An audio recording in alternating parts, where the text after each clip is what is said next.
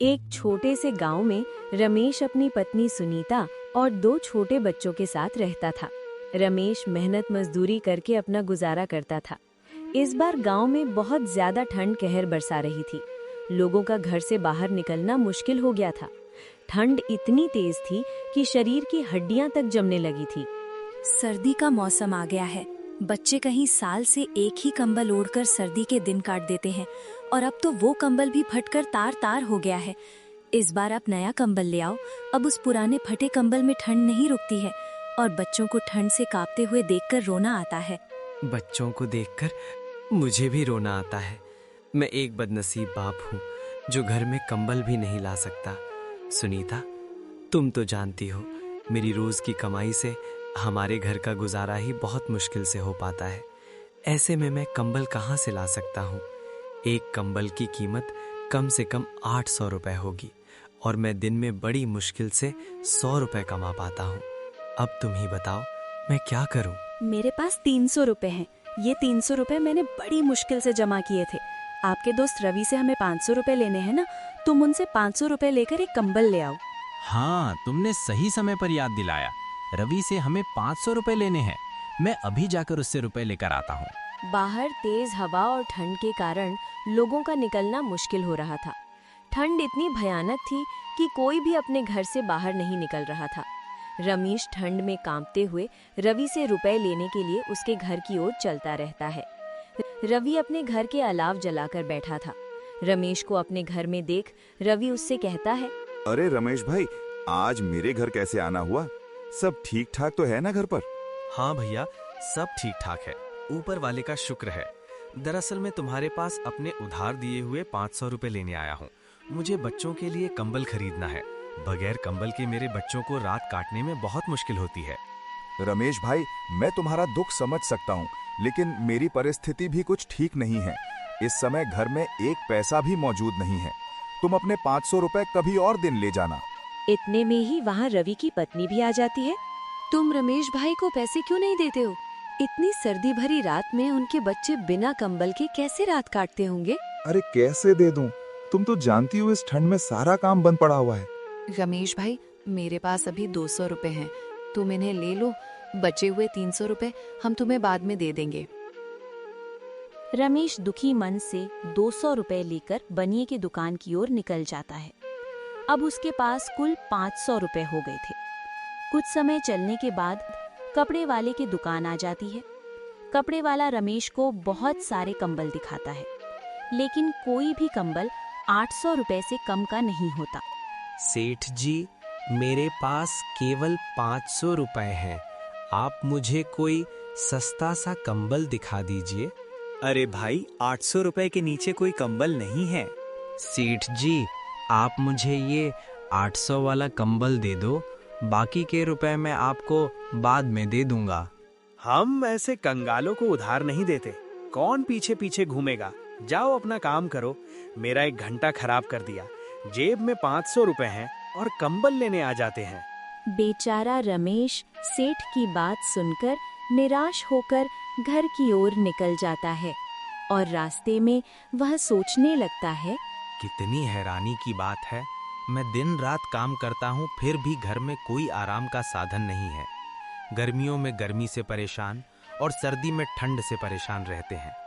न कभी पेट भर खाना मिल पाता है। ऐसी जिंदगी जीने से क्या फायदा जब मैं अपने बच्चों को सुख नहीं दे सकता। बेचारी सुनीता ने घर से निकलते समय कहा था, कंबल जरूर लेकर आना।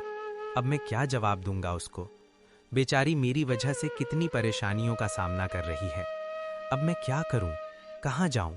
कुछ समझ में नहीं आ रहा। तभी रमेश को ठंड से कांपता हुआ एक बूढ़ा व्यक्ति दिखाई देता है जो किसी गहरी सोच में डूबा हुआ था। उस आदमी को देखकर ऐसा मालूम हो रहा था जैसे वो बहुत बड़ी मुसीबत में है, लेकिन रमेश उसे देखकर आगे बढ़ जाता है। लेकिन थोड़ी दूर जाने के बाद रमेश सोचने लगता है, मैं कितना निर्दयी हूँ। बेचारे उस बुजुर्ग आदमी को ठंड में सिकुड़ते हुए छोड़ आया। बूढ़ा आदमी ठंड से मर ना जाए। पता नहीं उसने कुछ खाया भी होगा या नहीं। कितना बुरा होगा अगर मैं उसे इस हालत में छोड़कर चला गया तो। मुझे उसकी मदद करनी चाहिए। फिर रमेश वापस उस बूढ़े आदमी के पास गया। उस आदमी को ठंड से कांपता हुआ देखकर रमेश को उसके ऊपर तरस आ गया। बाबा, आप इतनी ठंड में यहाँ क्यों बैठे हो? क्या आपको कोई मदद चाहिए? बेटा, मदद तो मुझे चाहिए, लेकिन तुम मेरी क्या मदद करोगे? तुम्हारे कपड़े देखो, ये तो तुम्हारी कहानी बता रहे हैं। बाबा, मेरे बस का हुआ तो मैं आपकी मदद जरूर करूंगा। ज्यादा नहीं तो थोड़ी बहुत ही करूंगा। बेटा, मैंने एक सेठ से ब्याज पर 500 रुपए लिए थे, लेकिन समय पर उसके पैसे नहीं चुका पाया।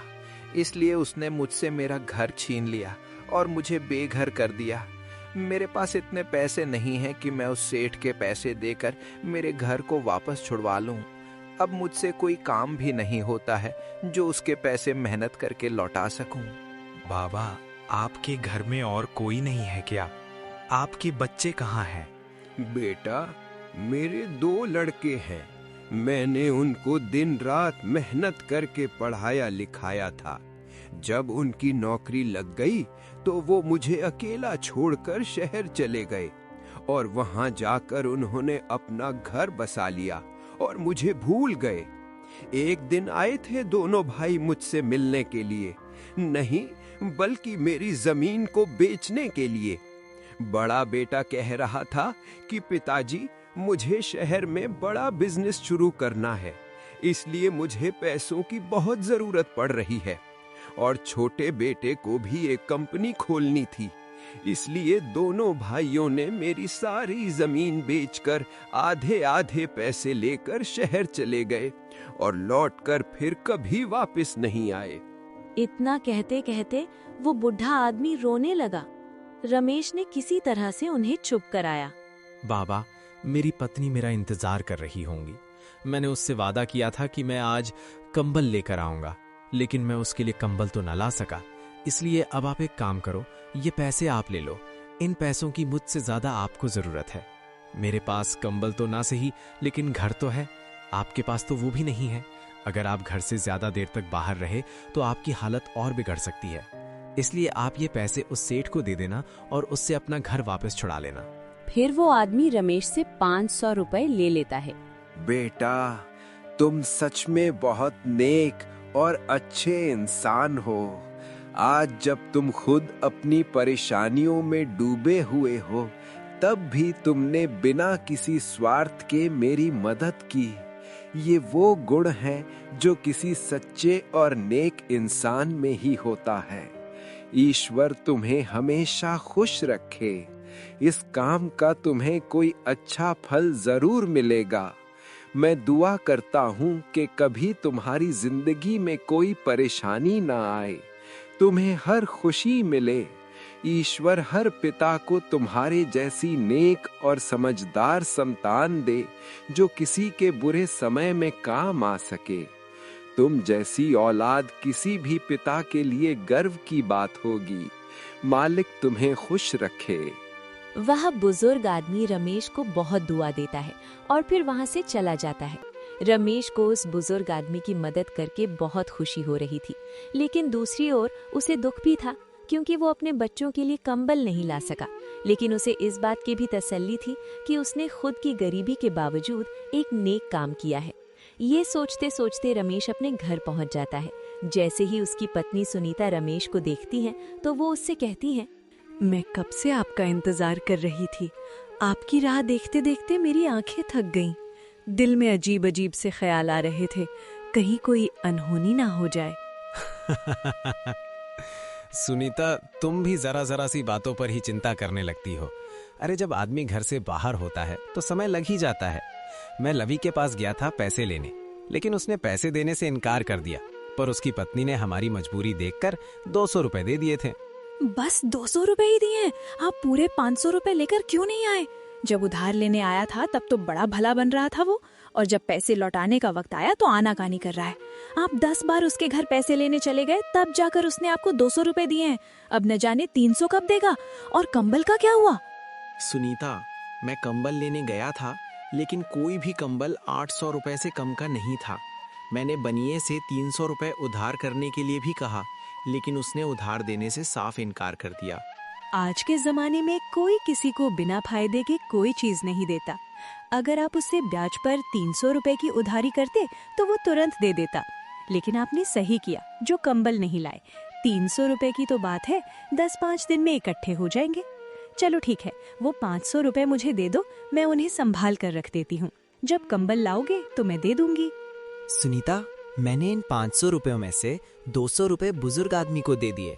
उसे पैसों की बहुत जरूरत थी, वो ठंड से कांप रहा था। अगर मैं उसकी मदद नहीं करता तो शायद वो जिंदा भी नहीं रहता। फिर रमेश ने विस्तार से सारी बात सुनीता को बताई। रमेश की बात सुनकर सुनीता बोली, आपने बहुत अच्छा किया, 200 रुपए उस बुजुर्ग आदमी को दे दिए। लेकिन आपको पता होना चाहिए कि जो दिया घर की रोशनी के लिए होता है, उसे मंदिर में ले जाकर नहीं जलाया जाता। अब इस सर्दी भरी रात में हम अपने बच्चों को क्या उड़ाएंगे भला? इस गांव में कौन ऐसा आदमी है जो आपकी 1 रुपए की भी मदद कर दे?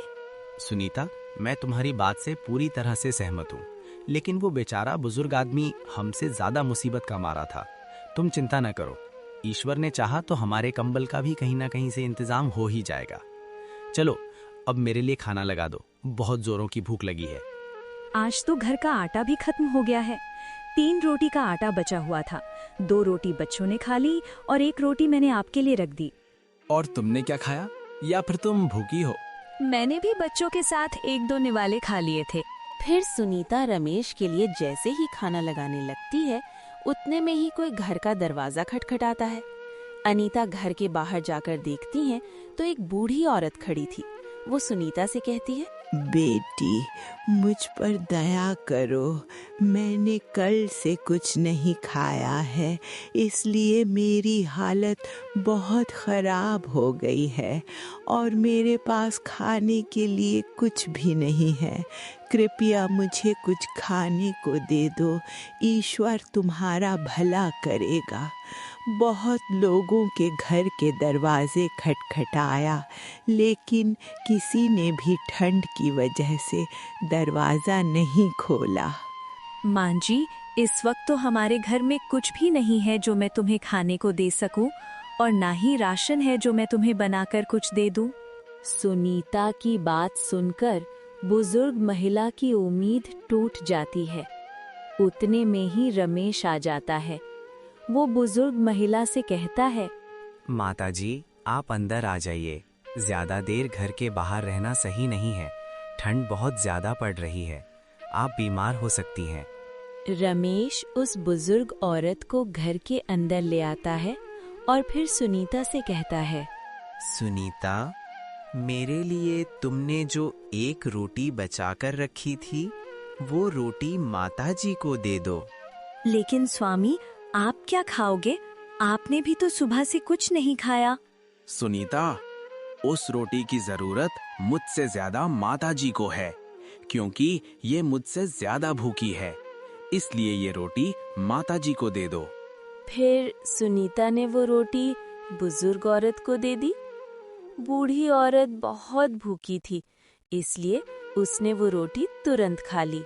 आप लोगों ने इस बुरे वक्त में मेरी सहायता की है। मैं तुम्हारा ये एहसान जीवन भर नहीं भूलूंगी। वो बूढ़ी औरत रमेश और सुनीता को दुआएं देती हुई चली जाती है। अगली सुबह सुनीता रमेश से बोली, आपने भी रात को कुछ नहीं खाया और बच्चे भी थोड़ा बहुत खाकर ही सो गए थे। आप एक काम करो, आपके पास जो बचे हुए 200 रुपए हैं, उनसे घर का राशन ले आओ। पत्नी के कहने पर रमेश घर का राशन लेने के लिए बाजार की ओर रवाना हो जाता है। वो घर से कुछ दूर चला ही था कि रास्ते में उसे आदमी के रोने की आवाज आती है। वो बूढ़ा आदमी अपने बेटे से कह रहा था, बेटा, मैं कितने दिन से कह रहा हूँ कि मेरी बीमारी बढ़ती ही जा रही है। तू मुझे किसी डॉक्टर के पास ले चल। मैं आपको इलाज के लिए कहाँ लेकर जाऊं? आप तो जानते ही हो, मेरे पास एक भी पैसा नहीं है। फिर भी आप बार बार कहकर मुझे शर्मिंदा क्यों करते हो? फिर रमेश बूढ़े आदमी के पास जाकर उसके रोने की वजह पूछता है। तो बूढ़ा आदमी उससे कहता है, मैंने अपने इस बेटे को पालने के लिए दिन रात एक कर दिए थे, जब ये 1 साल का था तभी इसकी माँ ईश्वर को प्यारी हो गई थी। मैं चाहता तो दूसरा विवाह कर लेता, लेकिन मैंने इसकी वजह से नहीं किया कि कहीं दूसरी पत्नी इसे परेशान करे और इसकी जिंदगी खराब ना हो जाए। और आज जब मैं बूढ़ा हो चुका हूँ तो ये मुझे किसी डॉक्टर के पास नहीं लेकर जाता है जिससे मैं अपनी बीमारी का इलाज करवा सकूं। अब आप ही बताओ भैया, इसमें क्या गलत है? मैं इस बात से सहमत हूँ कि इन्होंने बड़ी ही तकलीफों से मुझे पाला है और पाल पोस कर जवान किया है, लेकिन मैं मजबूर हूँ। मेरे पास इतने पैसे नहीं हैं कि मैं इनको किसी डॉक्टर के पास ले जा सकूं और इलाज करवा दूं। रमेश दोनों बाप बेटे की बात सुनकर परेशान हो गया और फिर उसने अपने 200 रुपए जिससे वो घर का राशन लेने जा रहा था बूढ़े आदमी के बेटे को दे देता है। इन 200 रुपए की मुझे भी बहुत आवश्यकता है क्योंकि मेरे बच्चे बहुत भूखे हैं और इन 200 रुपए से मैं घर का राशन लेने जा रहा था जिससे मैं अपने परिवार का पेट भर सकूं। लेकिन अगर तुम्हारे पिताजी को समय पर इलाज नहीं मिला तो उनकी जिंदगी को खतरा है। तुम अपने पिताजी को किसी अच्छे डॉक्टर को दिखाकर इलाज करवा लो। उस नौजवान को रमेश के इस नेक काम पर विश्वास ही नहीं हो रहा था कि उसने अपनी खुद की मजबूरी होते हुए भी हमारी मदद की है। उसने चाहा कि वो रमेश के कदमों में गिर पड़े, लेकिन रमेश ने उसे ऐसा करने से रोक दिया और कहने लगा, मेरे भाई, अपने पिताजी का इलाज सही से करवाओ और अब हमेशा इनका ख्याल रखना। इसके बाद वो दोनों बाप बेटे रमेश को दुआ देते हुए चले जाते हैं। उनके जाने के बाद रमेश तरह तरह के ख्यालों में खो जाता है। वो बेचारा बहुत ही हैरान और परेशान था, इसलिए वो सोचने लगता है, घर जाकर सुनीता को क्या जवाब दूंगा? बच्चे भूखे हैं, मेरा इंतजार कर रहे होंगे कि पिताजी राशन लेके आते ही होंगे। मैं उनके सामने किस मुंह से जाऊं? अगर उस नौजवान की मदद नहीं करता तो उसका बूढ़ा बाप बीमारी की वजह से चल बसता। अब मैं किसी को परेशान भी तो नहीं देख सकता हूं, लेकिन इस दुनिया में बहुत से लोग परेशान हैं, तो क्या मैं सभी की मदद करता रहूंगा? क्या खुद की परेशानी से बड़ी परेशानी हो सकती है? रमेश के दिमाग में अनगिनत विचार आ रहे थे, लेकिन भूख की वजह से उसे चला भी नहीं जा रहा था। फिर भी वो अपने घर जाने को मजबूर था। गिरता पड़ता वो किसी तरह अपने घर पहुंचा। घर पहुंचते ही सुनीता बोली, क्या हुआ जी? आप तो घर का राशन लेने गए थे, फिर खाली हाथ वापस क्यों लौट आए? सुनीता, एक बूढ़े आदमी को इलाज की सख्त जरूरत थी, लेकिन उसके पास पैसे नहीं थे जिससे वो अपना इलाज करवा सके। मुझे उसका दर्द देखा नहीं गया, इसलिए वो 200 रुपए मैंने उस आदमी को दे दिए। अपने पति की बात सुनकर सुनीता गुस्से से आग बबूला हो गई और फिर रमेश से बोली, तुम्हें तो सिर्फ दूसरे लोगों का दर्द ही दिखाई देता है। अपने बच्चे भूख से तड़प रहे हैं, उनकी कोई फिक्र नहीं है, और कल से खुद ने भी कुछ नहीं खाया। दूसरों को मुसीबत में देखकर उनकी मदद करते फिरते हो, लेकिन पता नहीं तुम्हें अपने बच्चों पर दया क्यों नहीं आती? क्यों उनका दर्द क्यों नहीं दिखाई देता? अब तुम ही बताओ, मैं अपने बच्चों को क्या खिलाऊं जो उनकी भूख मिट सके? अब मेरे बच्चों में ज्यादा देर तक भूख बर्दाश्त करने की हिम्मत नहीं है। अब तो लगता है भूख के मारे उनकी जान ही निकल जाएगी। सुनीता, ऐसा मत कहो। जो चीज जिसके नसीब में होती है वो उसी को मिलती है। वो बेचारा बूढ़ा आदमी बहुत मजबूर और लाचार था। अगर तुम भी उस बूढ़े आदमी की फरियाद सुनती तो तुम भी वही करती जो मैंने किया। तुम विश्वास रखो, ईश्वर हमारे लिए भी कोई रास्ता जरूर निकलेगा, हमारा भी अच्छा होगा। रमेश की बात सुनकर सुनीता का गुस्सा शांत हो गया। फिर वो रमेश से बोली, आप एक काम करो, मेरी सोने की चेन साहूकार के पास गिरवी रखकर कुछ पैसे ले आओ। जब हमारे पास पैसे आ जाएंगे तो हम साहूकार को पैसे देकर चैन वापस ले लेंगे। फिर रमेश ने अपनी पत्नी से चैन ले ली। वो नहीं चाहता था कि साहूकार के पास चैन गिरवी रखकर पैसे ले आए, लेकिन बेचारा मजबूर था। बिना कुछ कहे चुपचाप साहूकार के घर की ओर चल पड़ा। रमेश को अपने घर देखकर साहूकार बोला, अरे रमेश, कैसे आना हुआ तुम्हारा? सेठ जी, घर की आर्थिक स्थिति अभी कुछ ठीक नहीं है, तो मुझे कुछ पैसों की जरूरत है। थोड़े दिनों में मैं आपके पैसे लौटा दूंगा। रमेश, पैसे तो मैं तुझे दे दूंगा, लेकिन तुम्हें पैसों के बदले कुछ गिरवी रखना होगा। मैं तुम्हें पैसे दे दूंगा और जब तुम ब्याज के साथ मेरे पैसे लौटा दोगे तो मैं तुम्हारी गिरवी रखी हुई चीज वापस कर दूंगा। फिर रमेश सेठ जी को अपनी पत्नी की चेन दे देता है। चेन लेकर साहूकार रमेश को पैसे दे देता है। रमेश पैसे लेकर रमेश वहां से निकल जाता है और बाजार से घर का राशन लेकर अपने घर की ओर निकल जाता है। ठंड इतनी भयानक थी कि उसमें चलना भी मुश्किल हो रहा था, परंतु उसे जल्दी से जल्दी अपने घर पहुंचना था, क्योंकि उसकी पत्नी और बच्चों ने कल से खाने का एक निवाला भी नहीं खाया था। मुश्किल से वो अपने घर पहुंचता है।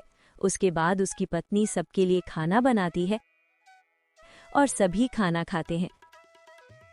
खाना खाने के बाद सब सो जाते हैं। आधी रात को 2 चोर राजा के खजाने से चोरी करके भाग रहे थे। उनके पीछे राजा के सिपाही पड़े हुए थे। उनसे बचने के लिए ही वो रमेश के घर में घुस जाते हैं। उनके पास बहुत सारे सोने के सिक्के की एक थैली थी। तुम तो कह रहे थे कि तुम छोटी मोटी चोरी करते हो। तुम्हारे चक्कर में मेरी जान भी खतरे में है। अगर सिपाहियों ने हमें पकड़ लिया तो राजा हमें जिंदा नहीं छोड़ेगा। मैं तो कह दूंगा कि तुमने ही मुझे चोरी करने के लिए कहा था। मेरी पत्नी हमेशा मना करती रही कि मैं तुम्हारे साथ ना रहूं, लेकिन मैंने एक ना सुनी और आज मैं इस मुसीबत में फंस गया। मैंने कहा था तुम्हें चोरी करने के लिए। अरे तुम ही रोज मुझसे कहा करते थे मुझे अपने साथ चलो। आज पहली बार तुम्हारी वजह से मुसीबत खड़ी हुई है, वरना आज तक मुझ पर किसी को शक नहीं हुआ है। भाई, मैं तुम्हारे हाथ जोड़ता हूँ, पैर पड़ता हूँ, मुझे किसी भी तरह से इस परेशानी से बाहर निकालो। मैं मरना नहीं चाहता। मेरी पत्नी और बच्चे मेरा इंतजार कर रहे होंगे। चलो ठीक है भाई, एक काम करते हैं, इस सोने के सिक्कों की थैली को यहीं छोड़ चलते हैं। इसी में हमारी भलाई है। अगर जिंदा रहे तो पैसे और कमा लेंगे, अगर पकड़े गए तो जान जाएगी। फिर वो दोनों चोर सोने के सिक्कों से भरी थैली रमेश के घर में ही छोड़कर चले जाते हैं। सुबह जब रमेश और उसकी पत्नी सोकर उठते हैं तो देखते हैं कि एक थैली रखी है। रमेश ने जब वो थैली खोली तो सोने के सिक्के देखकर उसके होश उड़ गए। लगता है ये सब ईश्वर की मेहरबानी है। उन्होंने ही हमारी परेशानी देखकर ये सिक्के हमारे घर में रखे हैं। रमेश उन सिक्कों को ध्यान से देखता है तो उन पर राज्य की मोहर लगी हुई थी। नहीं सुनीता, ये कोई ईश्वर की मेहरबानी नहीं है। ये राजा के शाही खजाने के सिक्के हैं लगता है। कोई चोर इन्हें चुरा कर ले आया और पकड़े जाने के डर से वो इस पोटली को यहीं छोड़कर भाग गया। तो अब आप क्या करोगे? हमें ये सिक्के वापस राजा को लौटा देने चाहिए। स्वामी, अगर हमने ये धन दे दिया तो हम फिर से वही गरीबी वाली जिंदगी जिएंगे। ईश्वर ने हमें अमीर होने का मौका दिया है। नहीं सुनीता, ईमानदारी से बड़ी कोई दौलत नहीं होती। इतना कहकर रमेश सिक्कों की थैली देखकर राजमहल की ओर निकल जाता है। उधर राजा के पास रात में हुई चोरी की खबर पहुंच जाती है। कुछ समय बाद वो राजमहल पहुंच जाता है और फिर वो सेनापति से मिलकर उन्हें सारी घटना के बारे में बताता है। सेनापति उसे राजा से मिलने के लिए अपने साथ अंदर ले जाता है। क्या हुआ सेनापति जी, और ये कौन है? महाराज, ये सोने के सिक्के लाया है। इसमें अपने शाही खजाने की मोहर लगी हुई है और ये कह रहा है कि ये सुबह इसे अपने घर के कमरे में मिले। फिर रमेश ने राजा को सारी घटना के बारे में विस्तार से बताया। राजा उसकी ईमानदारी देखकर बहुत प्रसन्न हुआ और उसने आधे सिक्के रमेश को इनाम के तौर पर दे दिए। उन सोने के सिक्कों को पाकर रमेश बहुत खुश और अपने घर आ गया। फिर उसने सोने के सिक्कों को बेचकर अपने लिए एक अच्छा सा घर बनवा लिया। अब वो बहुत मालदार हो गया। वो अपनी पत्नी के साथ खुशी से जीवन बिताने लगता है।